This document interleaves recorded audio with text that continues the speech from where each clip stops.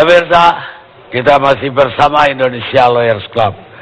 Sekarang giliran para pakar, Profesor Cipta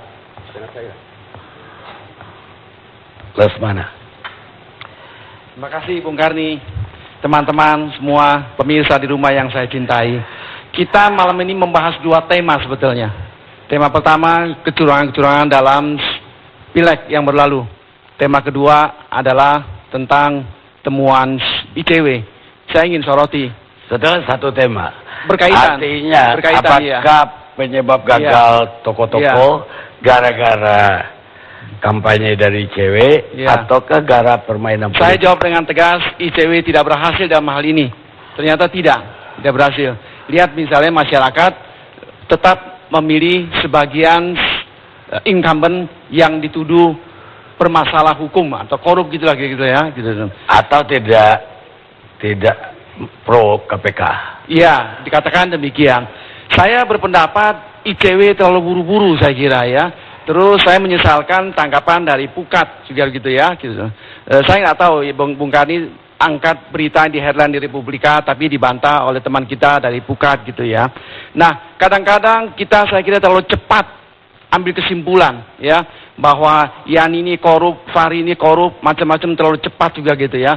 Terus media atau LSM juga tidak mau fair gitu ya. Ada misalnya satu wakil rakyat saya kira gitu ya diserempetkan dalam kasus simulator ya. Tetapi dalam dakwaan jaksa, dalam putusan tidak disebut sama sekali orang ini ya. Apakah ini tipikornya yang brengsek atau gimana? Mestinya kan ini dikelirkan, tapi seringkali media tetap juga begitu loh ya. Ya, Bambang Susatyo tadi yang protes bahwa dia tidak terlibat dalam simulator. Kita lihat di tipikor sama sekali nggak disinggung. Ya, kita juga nggak nyinggung dari tadi. Iya. Coba ada di VT atau dokumentasi yang waktu itu dari ICW. Betul. Tapi ICW tetap masih terus. Tapi kita yang ucapin gitu. Supaya Bambang juga tahu. Yang jelas menurut saya kampanye itu tidak efektif. Tentu dengan berbagai alasan-alasan, faktor-faktor gitu ya. Mengenai kecurangan, kita lihat misalnya sudah sekian banyak yang mengungkapkan gitu ya. Bung Karni, saya ditelepon sama anak buah Bung Karni hari Sabtu siang supaya hadir Selasa ini. Saya tanya apa temanya, setelah itu saya hunting. Ada 7 atau 8 incumbent yang saya investigasi gitulah ya. Sampai tadi pagi juga saya tanya panjang lebar mengenai temannya Bang Ruhut, Didi Irawadi ya. Itu semuanya komplain semua dan aneh bin ajaib komplainnya persis sama seperti yang dikemukakan oleh Mas Yani atau Nudirman, sama semua. Dicurangi ya. Si Nurul Arifin marah-marah, udah kesal sekali gitu loh, udah nggak bisa ngomong gitu ya. Nah teman saya Didi Irawadi sama juga. Bagaimana Pak Cipta gitu ya? Dia minta tolong saya gitu, saya bisa apa gitu ya? Nah kok bisa semua? Ini berarti apa? Ini ada biang kerok di belakang ini yang bermain. Pasti. Kok modus operandi ini bisa sama? 7, 8 sama yang tadi pagi itu ya. Saya hunting terus, saya wawancara panjang lebar gitu ya. Jadi ini nggak main-main Pak Joni. Ini betul-betul ya. Saya pikir Bang Ruhut membantah ya, tapi dia gentleman juga. Dia mengatakan saya kira benar cerita teman-teman gitu ya. Nah ini apa artinya? Artinya yang seperti yang saya sering katakan ya. Kemarin juga saya katakan saya diundang luar biasa kemarin di satu instansi negara yang sangat terhormat, cuma saya nggak sebut namanya gitu ya.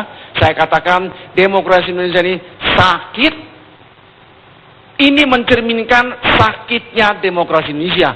Tapi saya dihajar. Kalau demokrasi sakit, Pak Cipta nggak bisa ngomong begini, ditangkap Anda gitu. Kita demokrasi ada, tapi pelaksananya sakit pada saat ini. Kalau demokrasi kita sehat, ini cerita nggak ada semuanya, nggak ada. Langsung ditangkap, diproses cepat sekali gitu loh. Ya. Kok sampai begitu masif sekali? Saya yakin masif. Bung Karni wartawan kan, saya juga wartawan gitu kan. Pokoknya kalau Kompas sudah ngomong, itu sudah 95% benar. Wartawan itu selalu mengatakan isu ini. Wartawan biasa mengatakan Kompas gimana pendapatnya. Jadi Kompas itu referensi. Kompas sudah mengatakan, Bung Karni sudah kutip-kutip itu kan, memang ini very massive gitu loh ya. Jadi ini gawat. Ini baru dari segi prosedural. Kita semua tahu demokrasi itu bisa prosedural, bisa substansi. Apalagi substansi, prosedurnya saja sudah kacau gini. Nah, ini kan gawat Bung Karni. Ini kan yang bakalan duduk kan wakil-wakil rakyat. Wakil-wakil rakyat kerjanya ngapain? Kita sudah tahu semua. Antara lain bikin undang-undang. Kalau misalnya orang duduk di DPR ini, dia sebetulnya tidak kompeten. Tapi karena main doku, main duit, kita bayangkan bagaimana kinerja dari wakil rakyat ini. Yang nggak karuan begitu kan ya. Jadi saya kira, saya telepon juga Marzuki Ali, dia juga geleng-geleng kepala. Orang staf Marzuki Ali juga terguling. Banyak temannya Pak Joni. Waketum juga, siapa Max Sopakua. Apa karena ada kaitan dengan kasus korupsi, saya nggak tahu juga. Tapi ini banyak pentolan-pentolan jatuh semua, berguguran semua gitu ya. Nah, jadi banyak bermasalah. Tapi demokrasi ini sakit, kita sudah tahu semua. Cuman pemimpin kita, anggota DPR juga salah. Yang bikin aturan main pemilu ini siapa? Wakil-wakil rakyat, teman-teman Bung Yani juga gitu kan. Yang salah ya mereka-mereka juga gitu. Saya tertarik dengan hasil survei dari KPK yang dikatakan oleh Pak Pandu tadi. 78,2% rakyat Indonesia tahu ada money politik dan menganggap wajar. Ini mencerminkan masyarakat sakit, sudah tahu busuk tapi dianggap wajar. Lalu 56% rakyat Indonesia itu berdasarkan survei KPK mengatakan mereka tidak tahu akibat dari praktek money politik. Ini juga mencerminkan masyarakat sakit Bung Karni. Nah, tentu saya nggak boleh maki-maki saja gitu ya. Harus ada solusi. Saran saya ini dibekukan. Hitung ulang semua. Kalau nggak ini sangat jelek. Betul-betul jelek sekali. Kemarin saya dapat clipping dari Kompas.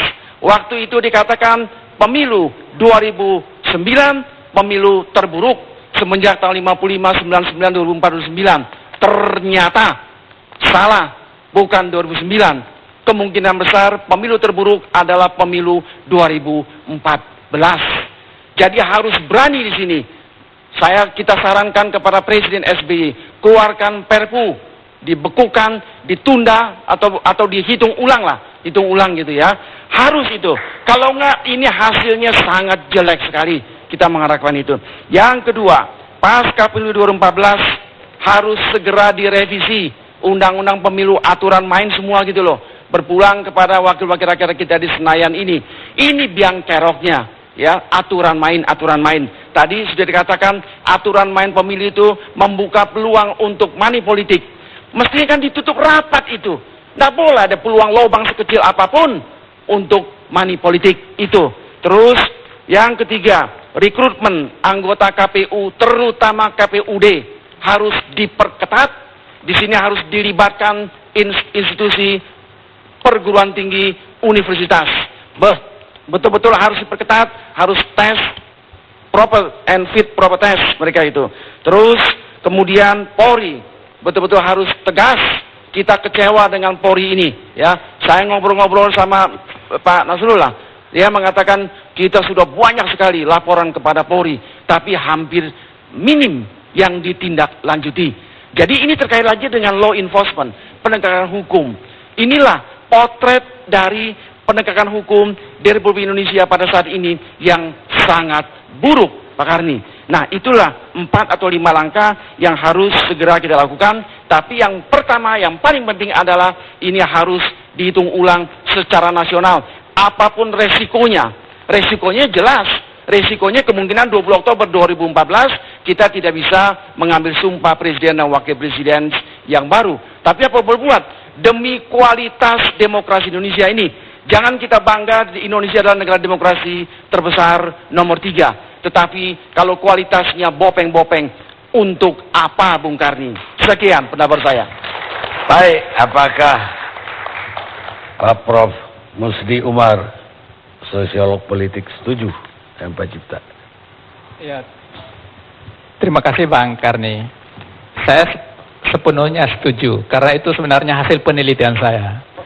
Hasil penelitian saya itu mengatakan bahwa yang terjadi sejak kita masuk di era Orde Baru sampai Orde Reformasi itu pemilu kita itu kan adalah yang namanya demokrasi perut, demokrasi amplop, demokrasi itu semua akibat masyarakat kita. Jadi apa yang terjadi sekarang itu akibat masyarakat.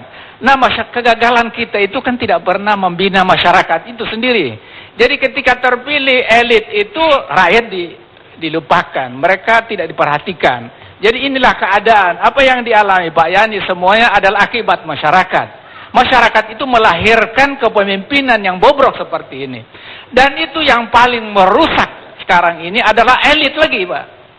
Jadi demokrasi itu dari rakyat, oleh elit, untuk elit. Yang sejatinya demokrasi itu dari rakyat, untuk rakyat, dan untuk kemakmuran rakyat. Nah, seharusnya ini yang harus kita tahu, apa yang kita alami sekarang ini.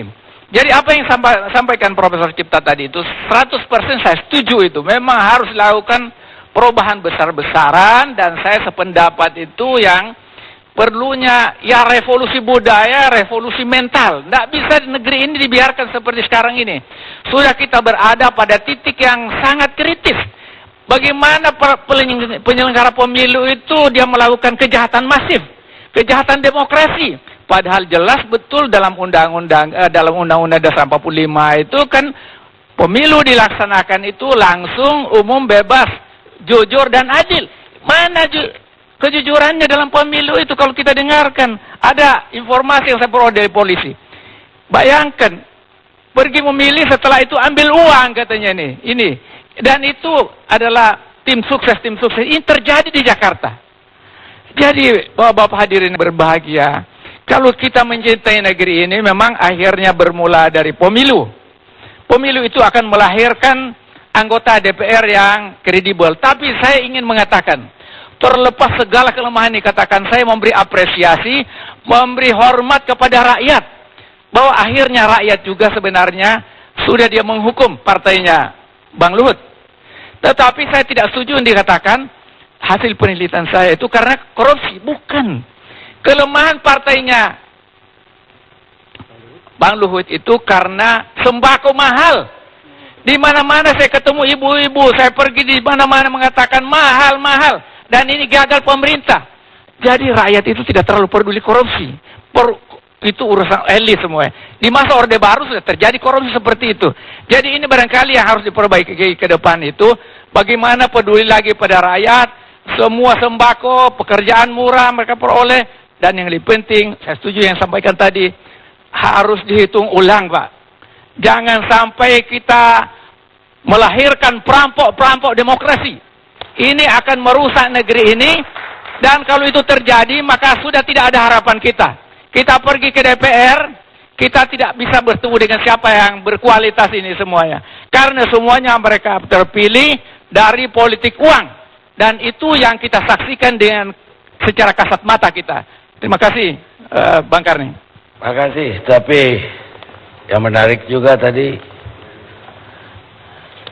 ternyata Demokrat suaranya jatuh bukan karena korupsi, tapi lebih karena sembako. Karena korupsi dilakukan oleh partai-partai yang Bang, lain juga, Bang Karni, saya mohon izin sebentar, Bang. Karena menyinggung partai saya, jujur saja, saya kan tadi udah sampaikan kepada Bang Karni, dan ada satu TV lagi, tapi karena saya nggak lagi di TV itu, kader saya di bawah, rakyat mengatakan habis kami dibully kok. Kalau dikatakan karena rakyat ini mahal itu mahal, 14 program pro rakyat, Pak. Rakyat itu senang. Jadi itu nggak benar. Tapi pengaruh bully. Terima kasih. Kita rehat sejenak.